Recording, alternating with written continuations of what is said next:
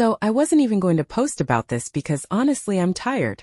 But the level of audacity in my family is unreal, and I need to vent before I start throwing things. Let's start with the fact that I, 26F, am the family scapegoat. My sister Victoria, 28F, has always been the golden child. She could probably set fire to a children's hospital, and my mom would defend her saying, she was just trying to brighten the place up. Meanwhile, I could donate a kidney to a stranger, and my mom would call me reckless for not consulting her first. Anyway, this morning, I went to get dressed for work and reached for my antique brooch, one that belonged to my fiancé's grandmother. It's beautiful, delicate gold filigree. A sapphire in the center. More importantly, it's sentimental.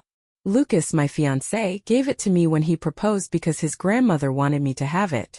But guess what? It was gone. I tore through my jewelry box, my dresser, my closet. Nothing. My heart sank because deep down I already knew what happened. Victoria. So I went downstairs and lo and behold, there she was sipping coffee at the kitchen table, wearing my brooch. I stopped dead in my tracks, and she had the nerve to look me in the eye and say, "Oh, this old thing? It's mine. Noah gave it to me." Excuse me, what? Noah is her boyfriend. Emphasis on broke boyfriend. As in, the man has never given her anything fancier than a gas station bouquet. And now she's claiming my heirloom came from him? I laughed, mostly in disbelief, and said, "Take it off, Victoria. I know that's mine." She gasped, clutching her chest like I'd accused her of murder. "You're seriously accusing me of stealing? God, you're so jealous of me, it's pathetic." Jealous? Of her. That's when our mother walked in, saw us, and without missing a beat, turned to me and said, "Ella, stop being so dramatic. If it means so much to you, I'll buy you a new one." A new one. Like this was a scrunchie and not a family heirloom. I looked at my dad, hoping for backup, but he just sighed and went back to his newspaper like it was above his pay grade to care about the obvious theft happening in his own house. Victoria smirked at me, tilting her head so the sapphire caught the light. I swear I saw red. I turned to my mom and said, "No, I don't want a new one. I want the one that was stolen from me."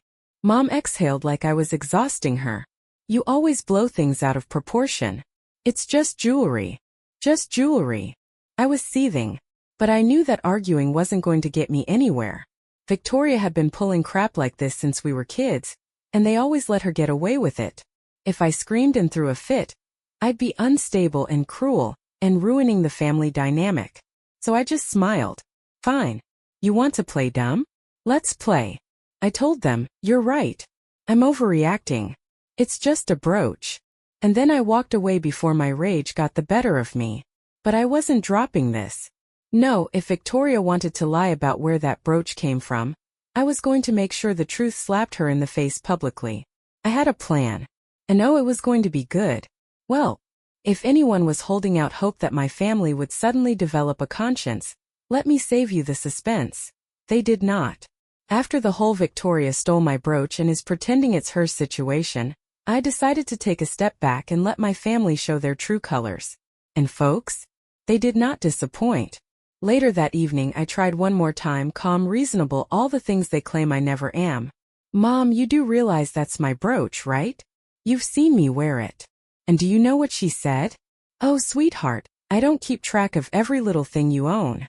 As if it was a cheap hair clip and not a sentimental piece passed down through Lucas's family.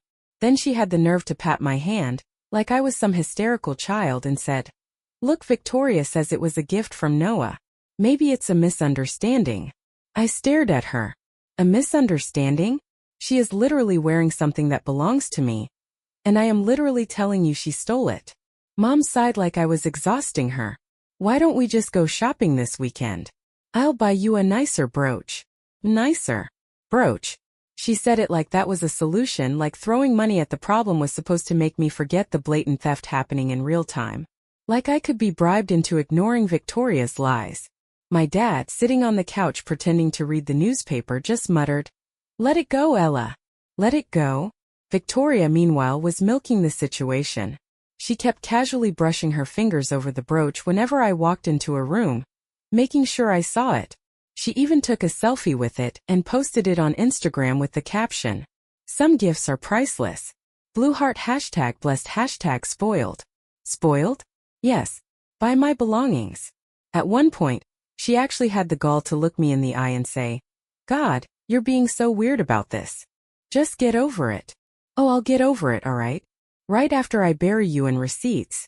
I knew I wasn't getting anywhere with them, so I decided to take matters into my own hands. Lucas had the original receipt from when his grandmother bought the brooch decades ago. And guess what? The jeweler she bought it from was still in business. So I paid them a visit. I walked in, explained the situation, and the woman at the counter was kind enough to pull up the records. Sure enough, the brooch had been purchased by Lucas's grandmother. Not Noah. Not Victoria. Not anyone else. Then the jeweler dropped the bomb. This brooch isn't just antique, it was part of a custom set, one of only 3 ever made. And actually, the original purchaser left some notes in our records. Oh, tell me more. She pulled out an old yellowed file. Inside was a handwritten note from Lucas's grandmother, explaining that the brooch was meant to stay in the family, passed down to a future daughter-in-law. My stomach flipped. It was always meant to be mine. Armed with this ironclad proof, I called Lucas and told him everything. He was furious, like, I'm ready to drive over and take it back myself, furious. But I told him to wait. Because if there's one thing I've learned from dealing with Victoria, it's that public humiliation is the only language she understands. So I had a better idea. I asked the jeweler to write up a verification of ownership, including the fact that Victoria could not have received it as a gift from Noah, since the brooch had never been sold outside the family. And then, I sent a little message to Victoria and my parents. Hey, just wanted to let you know I stopped by the jeweler today. Turns out, the brooch is registered to Lucas's family. They even gave me a certificate proving it. Thought you'd like to see the receipts before I take this to the next step. Let me know how you'd like to handle this. And then I sat back and waited. Victoria left me on read. For hours. Mom called me almost immediately, her voice low and urgent. Ella, was that really necessary? Oh, you mean proving that my property was stolen? Yeah, actually I think it was. Dad once again tried to play Switzerland. Can't we all just move past this? Sure, Dad. Right after I get my brooch back and maybe a little accountability for once in my life. As for Victoria, she finally responded with a single message. This is so F***ing extra, Ella. Not I'm sorry. Not I'll return it. Just that. But it didn't matter. Because the next step was already in motion. See the jeweler? Yeah, they have a social media page. And when I mentioned what was happening, they offered to publicly confirm the brooch's ownership if needed. Victoria was about to be very embarrassed. I woke up the next morning to chaos. Apparently, Victoria had spent half the night trying to do damage control. She must have realized that ignoring me wouldn't work, so she switched tactics. She posted on Facebook, because of course she did, talking about how some people just can't stand to see others happy, and how she was being attacked over a misunderstanding. Then she doubled down. In the comments she claimed that I was the liar, that Noah had bought the brooch for her, and that I was just bitter and obsessed with ruining her happiness. She really thought she could gaslight the internet. Big mistake. I didn't even need to lift a finger because karma did it for me. The jeweler saw her post. They left a comment under it, short, direct, and utterly devastating. Actually, we verified that this brooch was never sold outside the original buyer's family. It belongs to Ella. If there's a claim otherwise, we'd love to see proof of purchase. Otherwise, let's not spread misinformation. Mic drop. Within minutes, Victoria started deleting comments. Then she deleted the whole post. But oh, the internet is forever. People had already screenshotted everything. Then Noah, her boyfriend, jumped in. And that is when things really went off the rails. Noah messaged me privately. He was pissed. Apparently, Victoria had told him she inherited the brooch from a distant relative. He had no idea that it was stolen from me, let alone that she was out here dragging his name into her web of lies. He demanded that she explain herself. And that's when Victoria cracked. She admitted it. Not to me, of course. That would require basic human decency. No, she admitted it to Noah after he confronted her in person. And guess what her excuse was? I just wanted something nice for once. You never buy me anything like that. So not only did she lie and steal, but she also managed to completely humiliate her own boyfriend in the process. Noah, who for all his flaws at least has some morals, told her he was done. I don't blame him. Imagine dating someone for years and finding out they fabricated an entire lie, just to guilt you about not buying them expensive gifts. He broke up with her on the spot. And the best part? He messaged me right after to let me know that if I wanted to come pick up my brooch, he'd make sure Victoria handed it over. Which leads us to the final showdown. I showed up at Noah's apartment that evening, fully expecting a screaming match.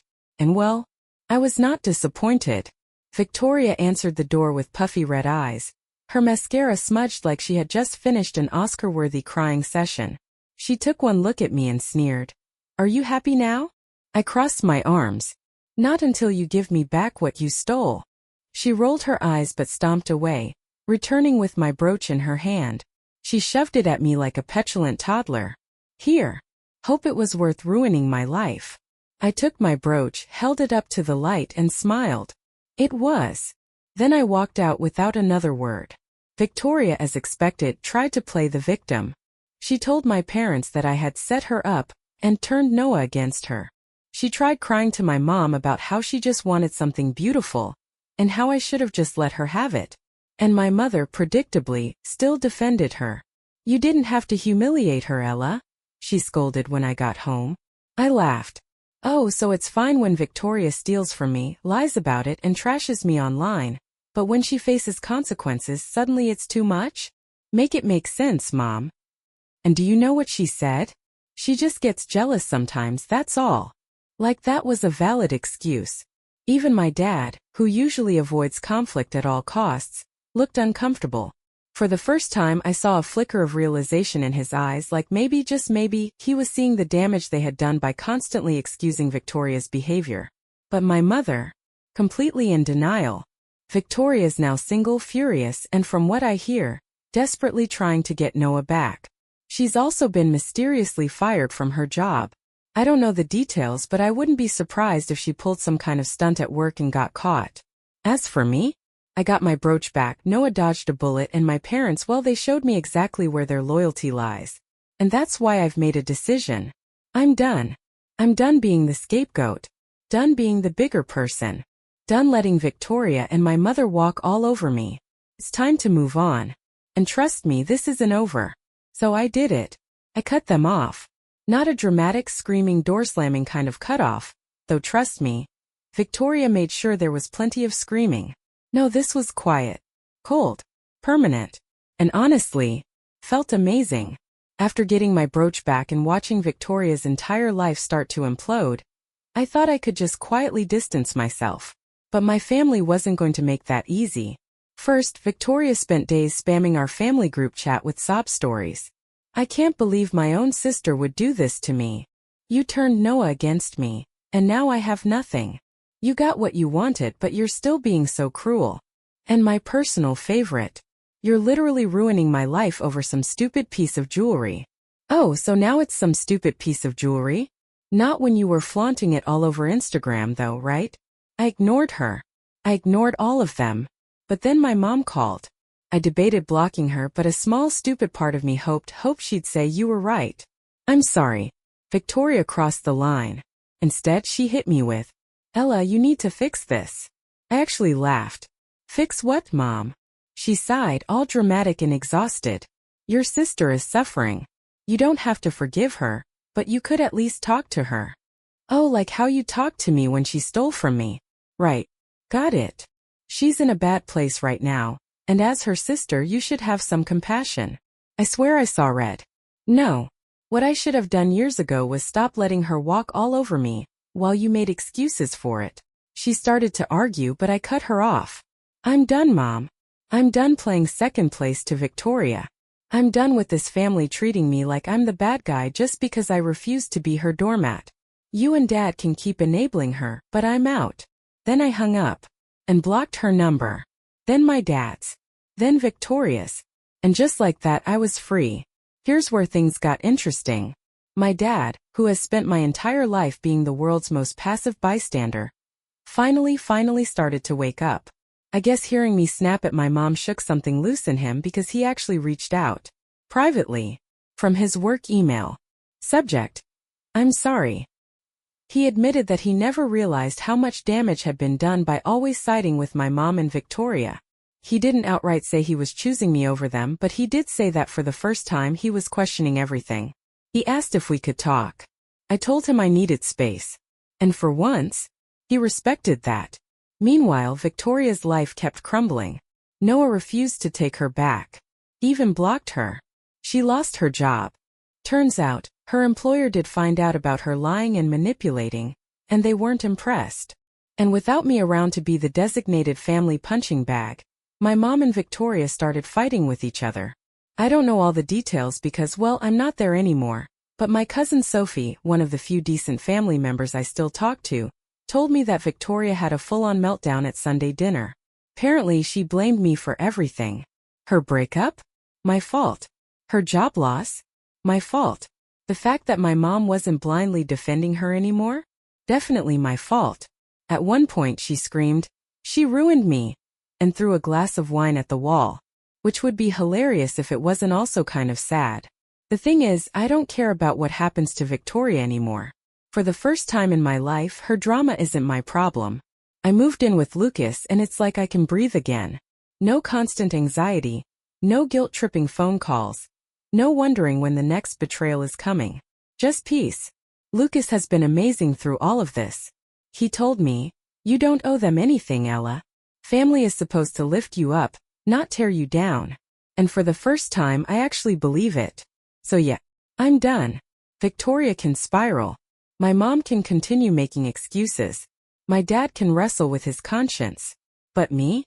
I'm moving on. And it feels so damn good. You ever feel like your life is finally settling into a peaceful, drama-free existence, and then the universe goes, LOL. Nope? Yeah, that happened. Just when I thought I was done with Victoria, she made her grand return, with a vengeance. So, after months of silence, which was glorious by the way, Victoria suddenly pops up everywhere. New Instagram. New attitude. New boyfriend. And not just any boyfriend. Wyatt. A rich, older guy, mid-40s, divorced, owns several businesses, who is exactly the kind of man Victoria has always dreamed of bagging. And the kicker? She's engaged. After 3 months. 3 months. I found out because Sophie, my cousin, who is still my inside source for all things family gossip, texted me. "Did you see Victoria's engagement post? OMG, brace yourself." So, naturally I clicked on Victoria's page. Front and center was a giant diamond ring like cartoonishly large, accompanied by a caption so nauseatingly fake I almost dropped my phone. "When you find a real man who knows your worth, ring sparkles, #blessed, #miking, future Mrs. Sinclair." Yes, she is literally changing her last name to Sinclair, even though the wedding isn't for another 2 months. And let's not forget the part where she tagged me. Yep, right at the bottom of the post. Some people doubted me, but look at me now. At Ella_unfiltered. Hope you're doing well. Winking face. I swear my eye twitched so hard I thought I was having a stroke. Of course my mother immediately fell for it. She called me from a new number because, I blocked her, leaving a voicemail that was basically, "Ella, I really think you should call your sister. She's getting married. This is such an exciting time. And it would mean so much to her if you two could reconnect." "Oh, you mean the same sister who stole from me, trashed me online, and blamed me for her entire downfall? That sister? Pass. The only person in the family who wasn't immediately singing Victoria's praises? Dad." I got an email from him a few days later. Subject: I have concerns. In it, he wrote that he had met Wyatt at a family dinner and, in his words, something about him feels off. Wyatt was charming but too charming. He had a way of dodging questions, flashing his wealth like a shield, and get this, he refused to talk about his past relationships.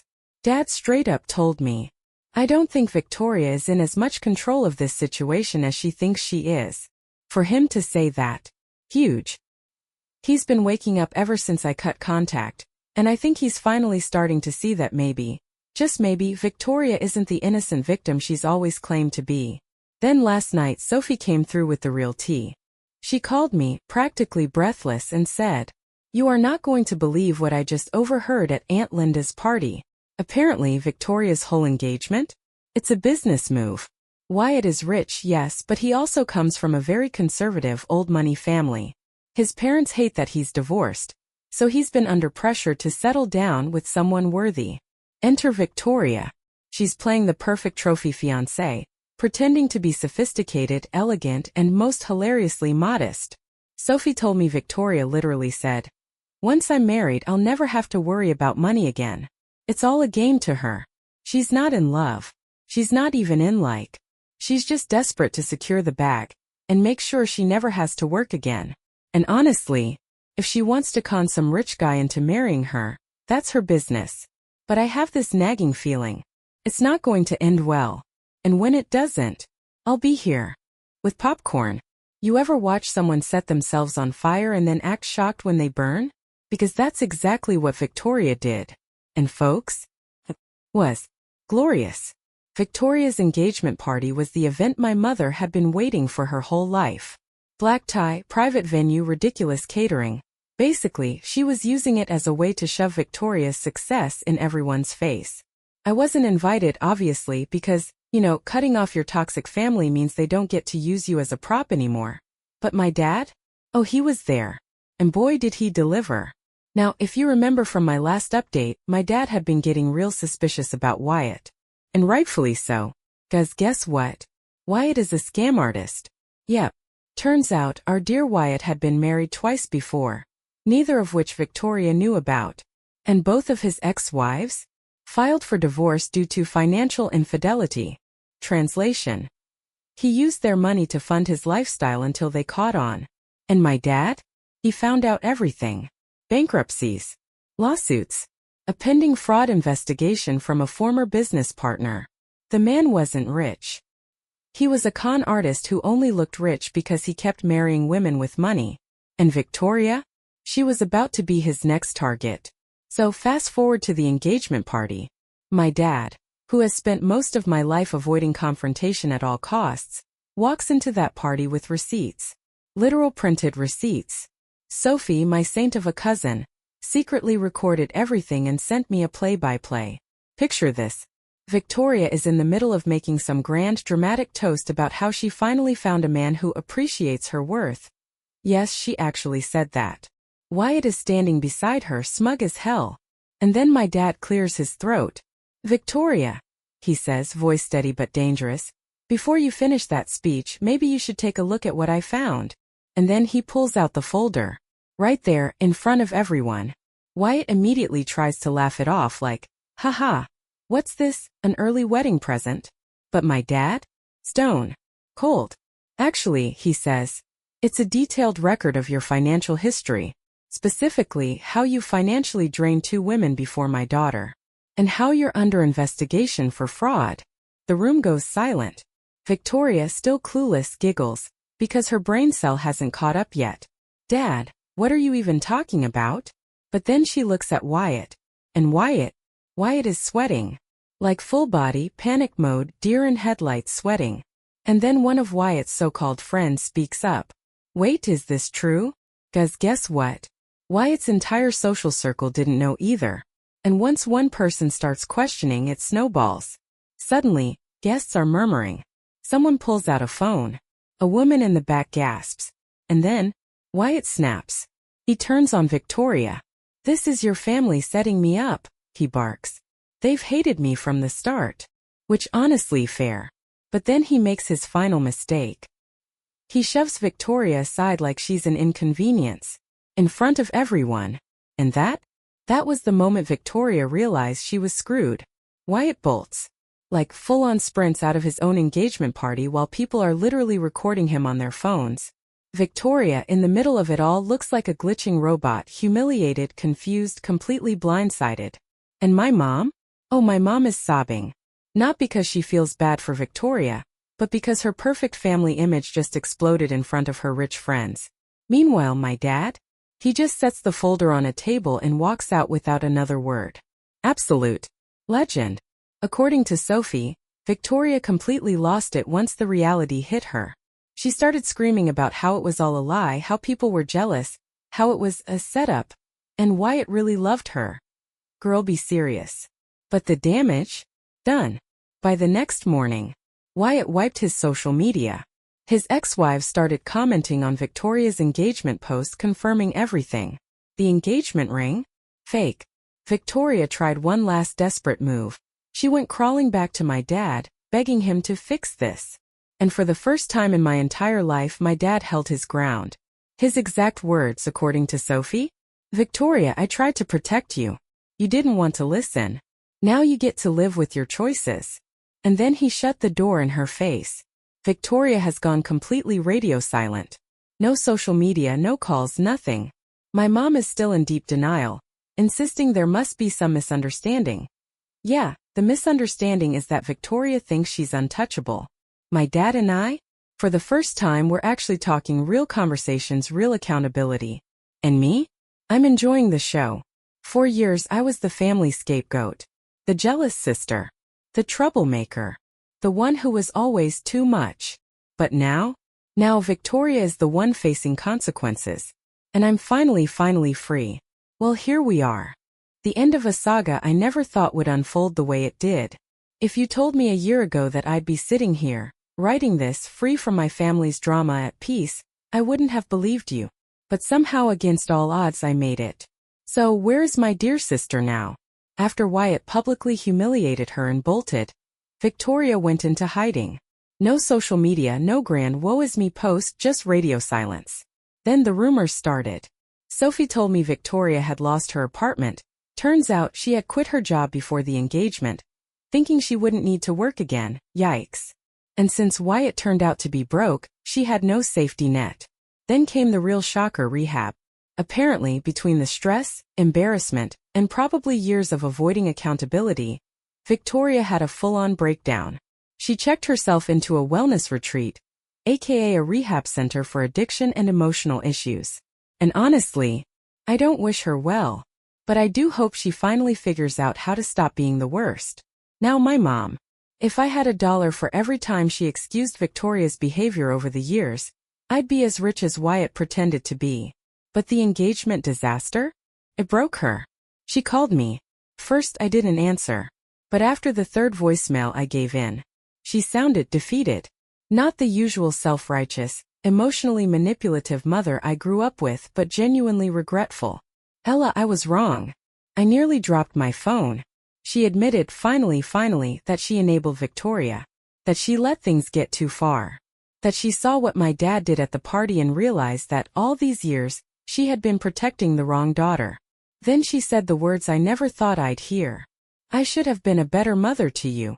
It took everything in me not to cry. Not because I fully believed she had changed, but because I had needed to hear that for so long. She asked if we could start over. And for once, I set the terms. I told her I wasn't ready for a full reconciliation, but if she wanted a relationship with me, she had to respect my boundaries. No more guilt tripping. No more defending Victoria. No more choosing favorites. She agreed. I guess we'll see. Now my dad? I won't say we're suddenly best friends, but for the first time in my life he's trying. We meet for coffee once a month. He's in therapy now, working through why he spent his whole life avoiding conflict. And this part shocked me, he's considering divorce. He didn't say it outright, but he did say, I can't keep living in a house built on denial. So yeah, growth. As for me, I'm getting married. Lucas and I are planning a small, intimate wedding. Nothing flashy, no family drama. Just people who love and support us. And yes, I'll be wearing the brooch. Because I won. Not in the petty way Victoria used to think winning meant, but in the real way. I won my freedom. I won my peace. I won myself back. And honestly, that's the happiest ending I could have ever hoped for. To everyone who's followed this insane journey, thank you. Your comments, your support, your validation.